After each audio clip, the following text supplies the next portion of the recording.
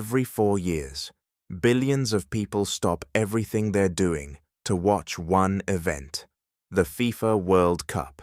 It is celebrated as the greatest sporting competition on Earth, a tournament capable of uniting nations, creating legends, and inspiring generations.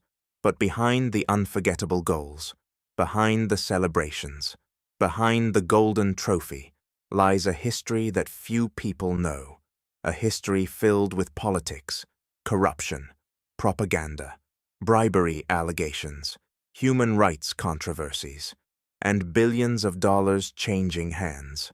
What began as a dream to unite the world through football slowly transformed into one of the most powerful sporting institutions ever created. Today, FIFA generates billions in revenue, influences governments, and controls the world's most watched sporting event. But was the World Cup always about football?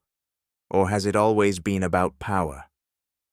This is the complete story of the history and the dark truth behind the FIFA World Cup. Chapter 1. The dream that changed football before packed stadiums, before television broadcasts, before billion-dollar sponsorships. Football looked very different. In the early 20th century, international football barely existed. Countries played friendly matches against one another, but there was no true global competition. The Olympic Games featured football, but the tournament was heavily restricted.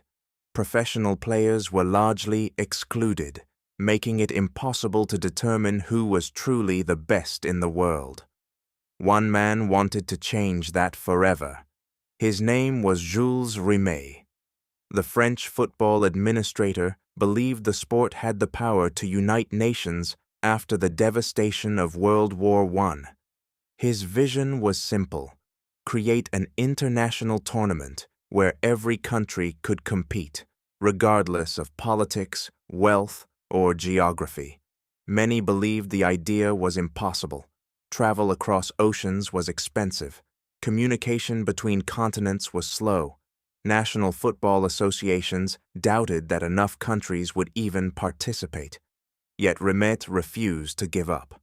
In 1929, FIFA officially approved the creation of the first World Cup. Uruguay was chosen to host the tournament. At the time, Uruguay was one of the strongest football nations in the world. They had won Olympic gold medals and were celebrating 100 years of independence.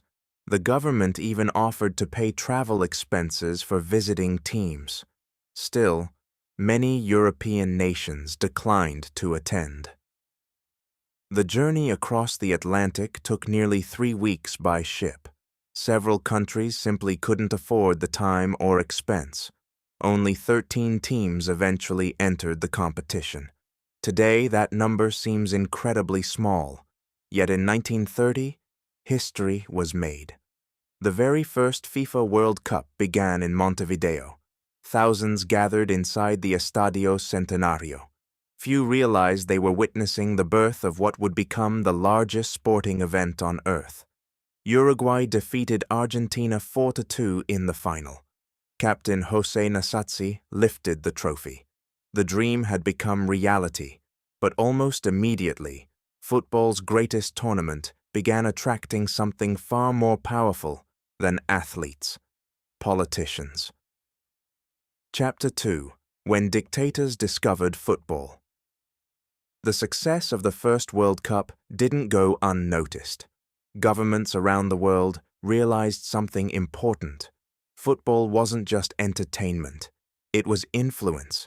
Millions of people watched. Millions listened. Millions believed. No one understood this better than Italy's fascist leader, Benito Mussolini. When Italy hosted the 1934 FIFA World Cup, the tournament became far more than a football competition. It became propaganda. Mussolini wanted to prove the superiority of fascist Italy on the world stage.